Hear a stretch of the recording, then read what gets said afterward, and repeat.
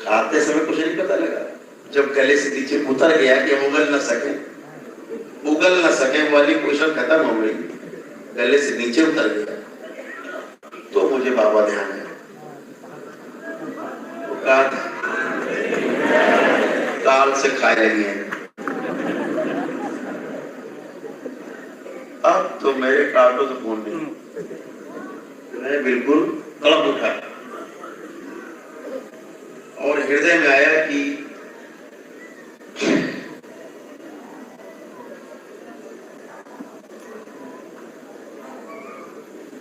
करौली सरकार की जय, करौली सरकार की जय, करौली सरकार की जय, सच्चे दरबार की जय। वो आशीर्वाद था तो जी का आपको वो बता दीजिए।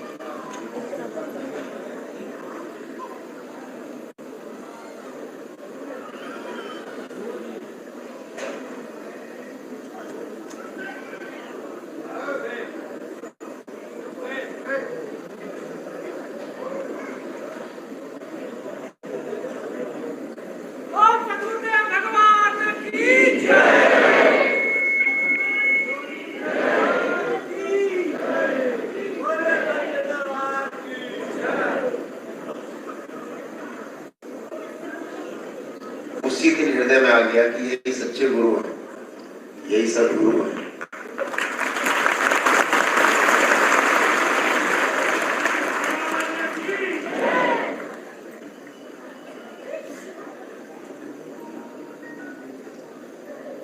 और मैं जितना जल्दी हो सका सबसे कहा जल्दी दिखाओ, जल्दी चलो, जल्दी चलो। और बाबा के पास पहुंचे। जब बाबा के पास पहुंचे तो बाबा उसी स्थिति में जब पहले दिन छोड़ा था धूप में बैठे। जब बाबा के पास पहुंचे और चरणों में मत्था रखा तो उन्होंने कहा बच्चा खाया है।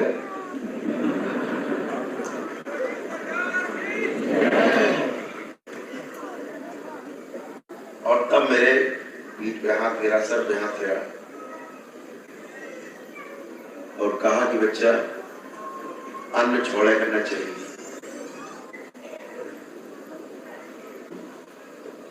व्रत करो जो शास्त्रोक्त है,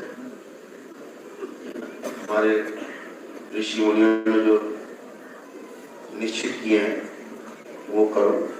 उन्हीं से उन तिथियों पर कम से कम भोजन जाए, कम से कम मन हमारा जो समय स्थिर रहता है उन तिथियों में काफी हमारा।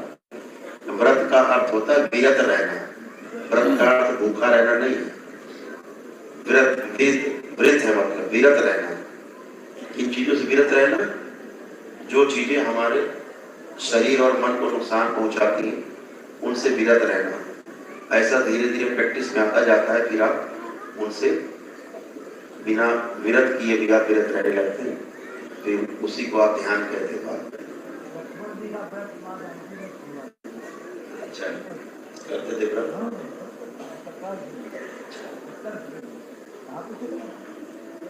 तो बाबा जी ने कहा कि ऐसे नहीं करना चाहिए, वो ठीक है एक बार खाओ वो अच्छी बात है, पहले खाओ जरूर, अन्न जरूर खाना है। तो ऐसे करके बाबा जी से पहला मिलना हुआ। ये तो एक संस्मरण था, आगे बात करते रहे, तमाम संस्मरण है, लेकिन सूचना आपको देनी थी एक विधि की। इसी विधि में तमाम लोग लाइव भी देख रहे हैं।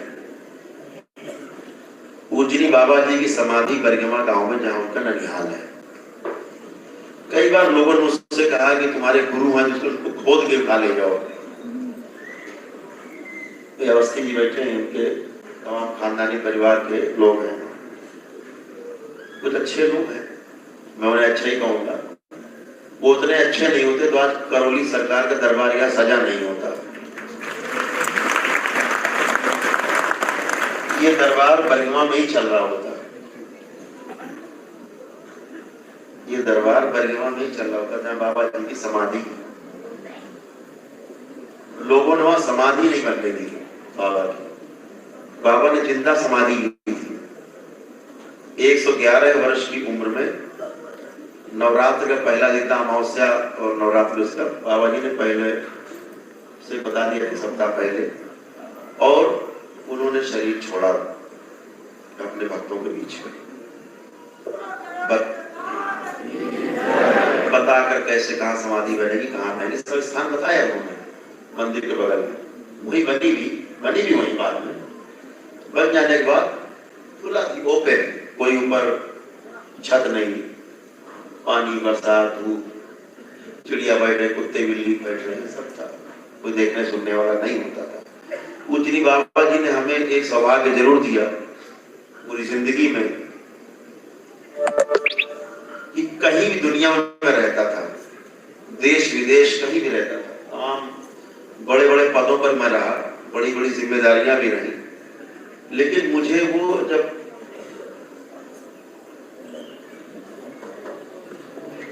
गुरु पूर्णिमा आती है तो गुरु पूर्णिमा पर मैं तमाम समस्याओं से मुक्त हो जाता था, मुझे समय मिल जाता था, मैं कहीं भी रहता था। तो मैं गुरु पूर्णिमा को पूजनी बाबा जी की समाधि पे जरूर पहुंचता था, दुनिया इधर की उधर हो जाए, हम जरूर पहुंचते। और हमारे साथ तमाम जो जानने वाले लोग थे, मुझे कोई मिलता ही नहीं था, मैं अकेला ही होता था। गुरु पूर्णिमा में जाता था मैं अकेला, बैठा रहता था, कोई आने वाला नहीं। क्यों? अब तो बाबा है नहीं, अब तो बाबा है नहीं, तो बैठा रहता था। यहाँ तक कि घर परिवार के लोग भी कहा तो खत्म काम। फिर लेकिन मेरा तो, मैंने तो हृदय से गुरु को स्वीकार किया, और ये जो जनेऊ मैं पहनता हूँ, ये पूजनी बाबा जी ने अपना जनेऊ उतार के और हमारा जनेऊ किया था अपने हाथ से।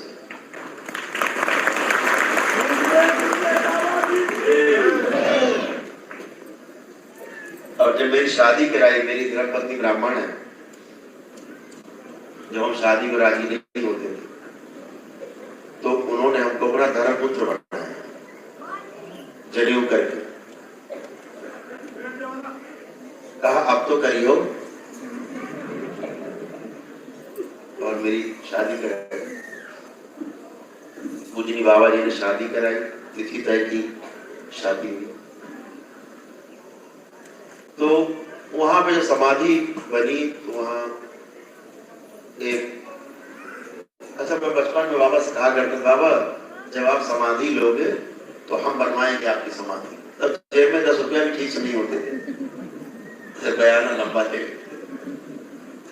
बाबा मजाक में कहते, अरे हम कहते बाबा संगमरमर लगवाएंगे, अरे तो तुम लिखे रहो ना देव का बाहर, ऐसी मजाक करते। हमें नहीं पता था कि वो ये सौभाग्य हमें प्राप्त होगा।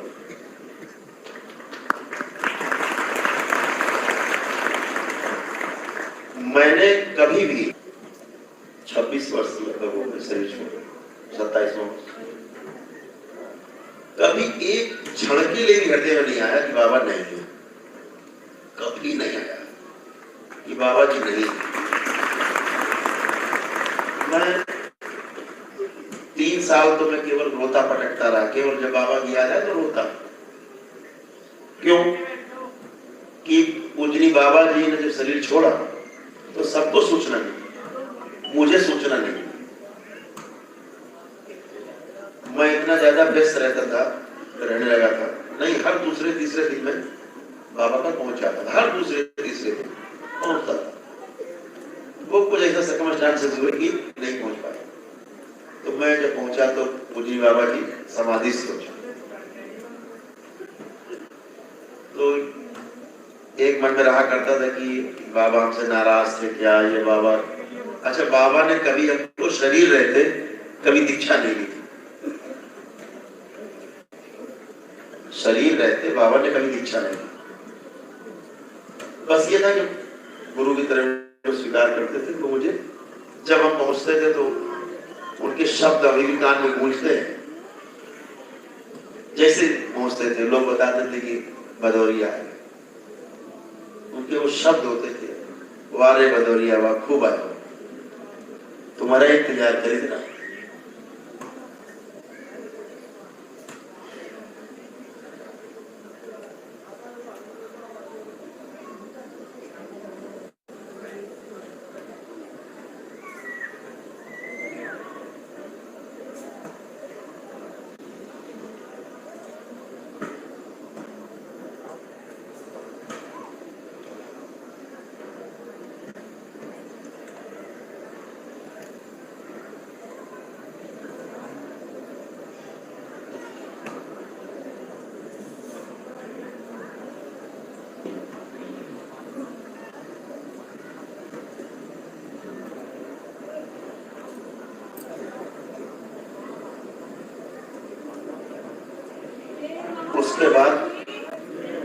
उसके बाद वहां हमने कोशिश की कि समाधि बनवाए। एक बगल पीपल का पेड़ है थोड़ा हटके, मैंने देखा कि एक उससे डाल स्पेशली एक अलग से चली और चल के समाधि हटाई धीरे धीरे, बहुत बड़ी हो गई और उसकी छाया समाधि पर रहने लगी। बाबा कहते बच्चा चिंता नहीं करो, तुमका जो चिंता है वो जी। मुझे लगा धूप में बरसात में ओके तुम्हारे लोग बनने नहीं देते थे आसपास में खानदान के लोग, नहीं कहते थे कि मुर्दा गड़ा है, ऐसी बातें बोलते थे, थोड़ा कहते चुपती थी। जिन्होंने समझा नहीं कि इस ब्रह्मांड की इतनी बड़ी शक्ति इस गांव में रह के चली गई। जब बाबा ने शरीर छोड़ा था सैकड़ों पेड़ गिरे होंगे पूरे परिवार में।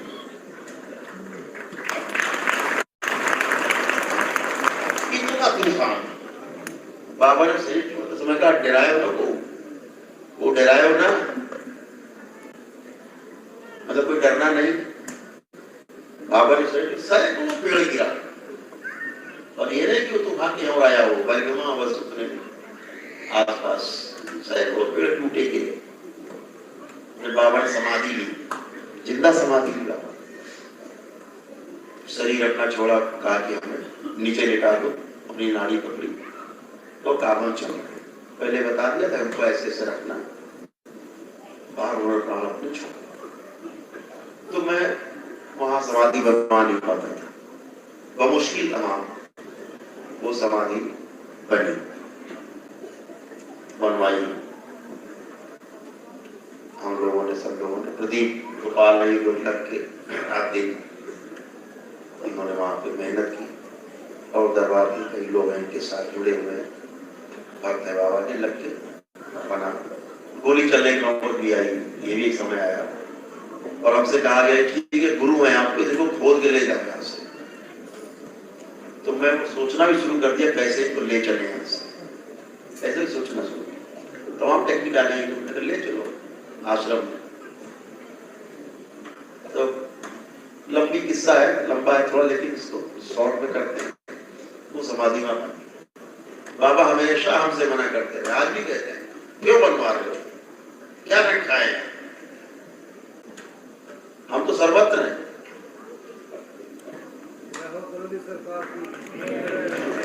हमें यहाँ क्यों देखते हो, हम तो सर्वत्र हैं बेटा, सभी जगह। अब हम जन्म तो लेना नहीं हमें कभी, अब तो हम सर्वत्र हैं। जिम्मेदारी है मानव जात के लिए, वो पूरी करो।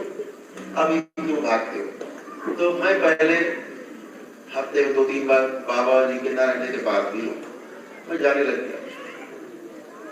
पूजनी बाबा जी ने आज से 22 साल पहले, आज मैं इस बात को आपके सामने शेयर करता हूँ, बोलता हूँ।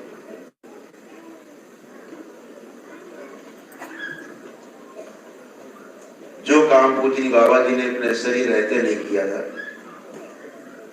आज से 22 साल पहले शरीर छोड़ने के 4 साल बाद स्वप्न में लगातार हमको 3 दिन तक इच्छा दी।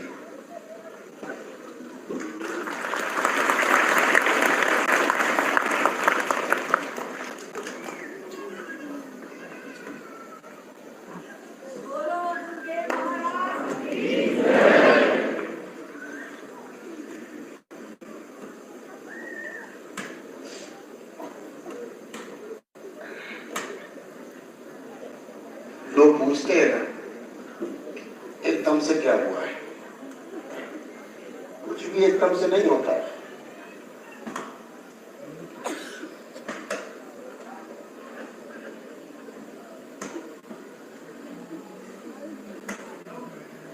लगातार 3 दिन तक दीक्षा करना, तमाम संतों के साथ, तमाम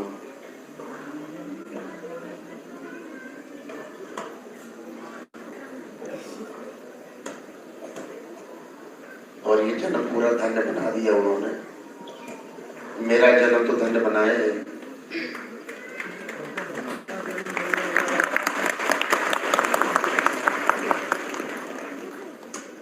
मैं इस चीज को अपने अंदर छुपाए रखे रहता हूं। उसके बाद से फिर पूजनी बाबा जी को कभी दर्शन नहीं हुआ।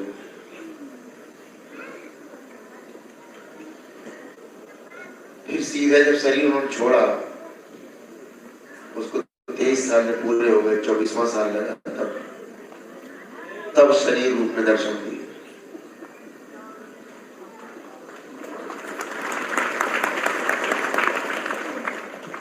और कहा बेटा 24 साल इंतजार किया तुम्हारा।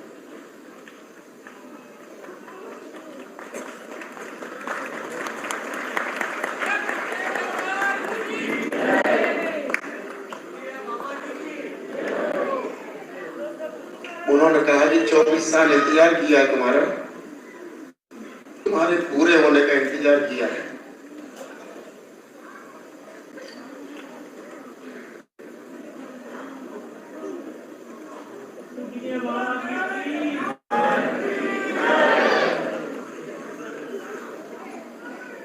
कहा कि अब तुम समाज की हो जाओ, ये जीवन जो है समाज के लिए, जो मैं नहीं कर पाया वो तुम्हें करना है।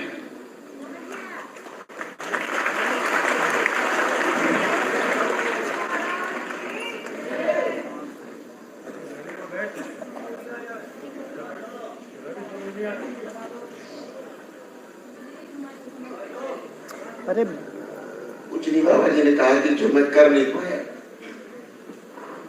उम्र का अपना बंधन है, शरीर का अपना सीमा है,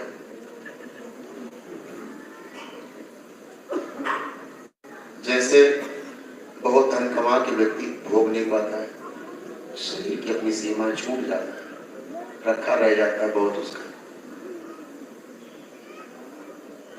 ऐसे हमारे गुरुदेव ने जो कमाया उसको फैला पाने के लिए उनके पास शरीर नहीं था। उन्होंने व्यवस्था की और दरबार आपके सामने सजा हुआ है, जहाँ भगवान भोलेनाथ और माँ का मंत्र।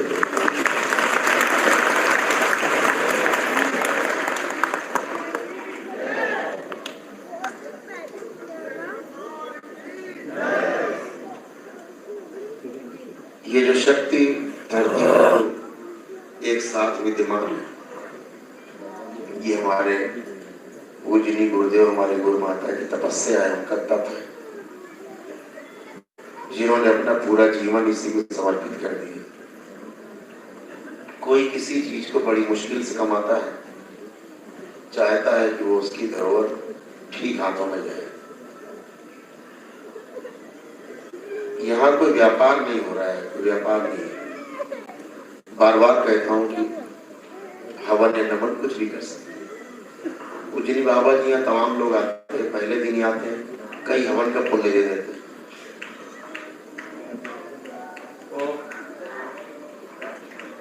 आपसे कहने का तात्पर्य था चर्चा का कि पूजनी बाबा जी ने सब शक्तियां खोली, परिक्रमा के लिए उनके अनुभव कुछ अच्छे नहीं थे, किसी के लिए अच्छे नहीं थे।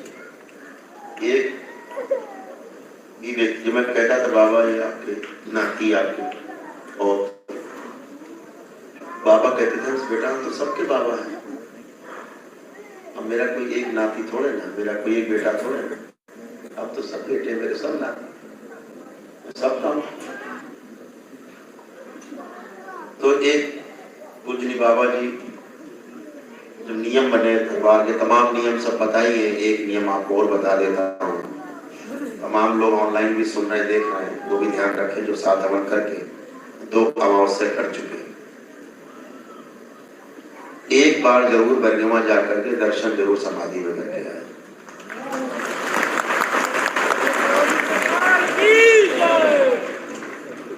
हमारे गुरुदेव की इच्छा नहीं थी कि कोई यहाँ आए, लेकिन हमारी बड़ी इच्छा है कि वहां के लोग जरूर जाएं।